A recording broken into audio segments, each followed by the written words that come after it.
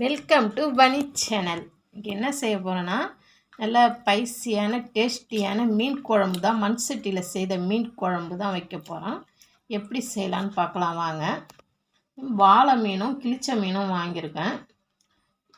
கிளிச்ச மீன் கூட வாழை மீனையும் போட்டு குழம்பு நல்லா டேஸ்டியாக எப்படி வைக்கலான்ட்டு பார்க்கலாம் வாங்க. மீனெல்லாம் ஆஞ்சு சுத்தம் பண்ணிக்கலாம். சுத்தம் பண்ணி எல்லாம் கழுவி எடுத்துட்டு அதுக்கப்புறமா ஒரு சட்டியில் புளியை ஊற வச்சுட்டு புளி கூடவே உப்பையும் போட்டு ஊற வச்சிடணும்.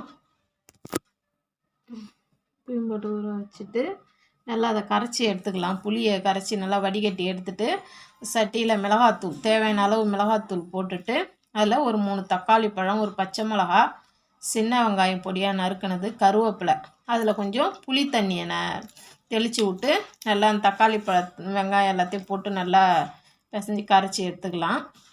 அதுக்கப்புறம் புளி தண்ணியிலே போட்டு மிளகாத்தூளை நம்ம கரைச்சிடக்கூடாது. அப்படி போட்டாக்கா மிளகாத்தூள் ஒரு டேஸ்ட்டே தெரியாது குழம்பு. இந்த மாதிரி போட்டு நம்ம புளி தண்ணி தெளித்து நல்லா பிசைஞ்சு விட்டுட்டு அதுக்கப்புறமா புளி தண்ணியை வடிகட்டி அதில் ஊற்றி நம்ம அதுக்கப்புறம் குழம்பு தாளித்தோம்னா நல்லா டேஸ்ட்டாக இருக்கும். மிளகாத்தூளில் இந்த புளி தண்ணியை வடிகட்டி நல்லா கரைச்சி விட்டுட்டு உப்பு செக் பண்ணிவிட்டு உப்பு பத்தலைனா போட்டுக்கலாம். போட்டு அடுப்பில் சட்டியை வச்சு அதில் எண்ணெய் ஊற்றிக்கலாம். குழம்பு தாளிக்கிறதுக்கு ஒரு 4 ஸ்பூன் எண்ணெய் ஊற்றிட்டு ஒரு அரை ஸ்பூன் வெந்தயம், 1 ஸ்பூன் அளவு வடகம், இது எல்லாத்தையும் போட்டுட்டு நல்லா பொரிய விடணும். வடகம் நல்லா பொரிஞ்சதுக்கப்புறமா நம்ம அந்த குழம்பு கரைச்சி வச்சுருக்கிறத எடுத்து ஊற்றினால ஊற்றிட்டு மூடி வச்சுருவோம். குழம்பு கொதிக்கட்டும்.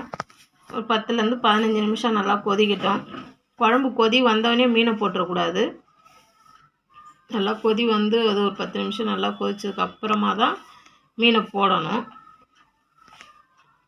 குழம்பு அது கொதிக்கட்டும். அதாட்டி நம்ம மீன் வறுக்கிறதுக்கு அதுக்கு மசாலா எடுத்துக்கலாம்.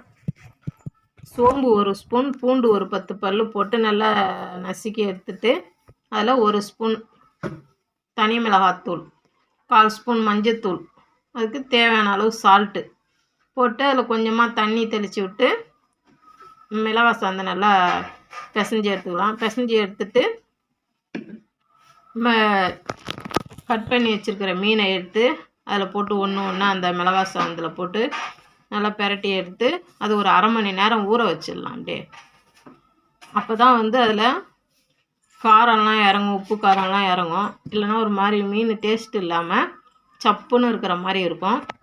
இந்தமாதிரி நம்ம மசாலா போட்டு நல்லா பிசைஞ்சு வச்சுட்டு ஒரு அரை மணி நேரம் கழித்து எடுத்து வறுத்தோம்னாக்கா அந்த மீனோடைய டேஸ்ட்டே வேறு லெவலில் இருக்கும். குழம்பு கொதிச்சிடுச்சு. குழம்புக்கு எடுத்து வச்ச மீனை எடுத்து நல்லா அலசிட்டு இந்தமாரி மீனை பிடிச்சி போட்டோம்னாக்கா மீன் உடையாமல் வரும். கத்திரிக்காய், மாங்காய் இல்லை கத்திரிக்காய் போட்டு குழம்பு தாளித்து ஊற்றணுன்னா நம்ம கத்திரிக்காய் அரிஞ்சு போட்டுடலாம். குழம்பு கொதிச்சதுக்கப்புறமா நல்லா கொதிச்சதுக்கப்புறம் இந்த மீனை போட்டுக்கலாம். மீனை இந்தமாரி பிடிச்சி போடணும் குழம்புல போடக்கூட.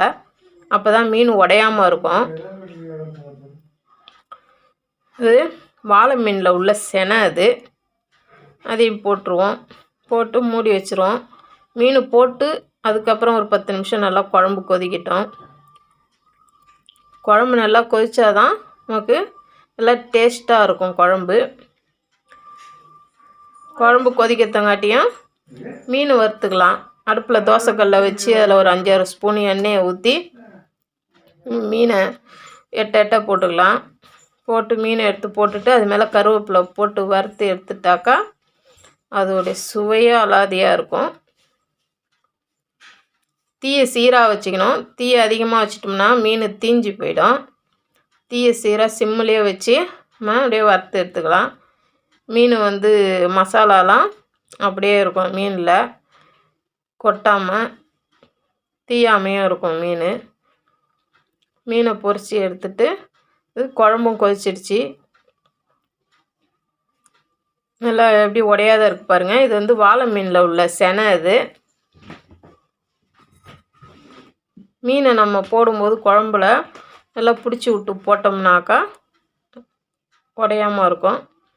சுட சுட சாதம் அதோட இந்த மீன் குழம்பு, கிளிச்ச மீன், வாழை மீன் போட்டு குழம்பு வச்சு சாப்பிட்றதுக்கு அவ்வளோ அட்டகாசமாக இருக்குது. இதேமாதிரி நீங்களும் செஞ்சு பார்த்துட்டு எப்படி இருக்குன்னு கமெண்ட்டில் சொல்லுங்கள். பார்க்குறதோட விட்றாதீங்க. எல்லாருக்கும் ஷேர் பண்ணுங்கள், சப்ஸ்கிரைப் பண்ணுங்கள்.